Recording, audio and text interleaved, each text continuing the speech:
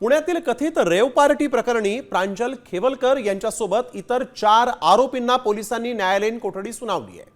दरम्यान कोर्टामध्ये सुनावणीच्या वेळेस दोन्ही बाजूकडून जोरदार युक्तिवाद करण्यात आला आणि यावेळेस प्रांजल खेवलकरांच्या मोबाईलमध्ये आक्षेपार्ह फोटो आणि व्हिडिओ सापडल्याचा दावा पोलिसांनी कोर्टात केलेला आहे। मात्र कोर्टाने आरोपींना न्यायालयीन कोठडी सुनावल्यामुळे त्यांच्या जामिनाचा मार्ग आता मोकळा झालेला आहे।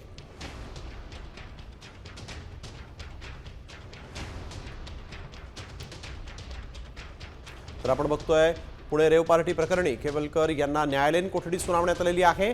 खेवलकरांच्या मोबाईलमध्ये आक्षेपार्ह व्हिडिओ सापडल्याचाही दावा करण्यात आला आणि यानंतर त्यांची न्यायालयीन कोठडीत रवानगी करण्यात आलेली आहे। त्यामुळे आता त्यांच्या जामिनाचा मार्ग मोकळा झाला असं देखील म्हटलं जात आहे। पुण्यातील कराड येथील रेव पार्टी प्रकरणी न्यायालयाने आज खेवलकर यांना न्यायालयीन कोठडीमध्ये जाण्याचे आदेश दिलेले आहेत, ठेवण्याचे आदेश दिलेले आहेत। तसंच खेवलकर यांच्या मोबाईलमध्ये एक व्हिडिओ सापडला असल्याचं यावेळेस तपास पथकानं सांगितलेलं आहे आणि त्याद्वारे या प्रकरणाचा तपास करायचा असल्याचं देखील न्यायालयाच्या निदर्शनास आणून दिलं होतं। तरी देखील न्यायालयाने त्यांना न्यायालयीन कोठडी दिलेली आहे। आता isakal.com आहे देशातील नंबर 1 ची मराठी न्यूज वेबसाईट। प्रत्येक अपडेटसाठी isakal.com ला नक्की भेट द्या।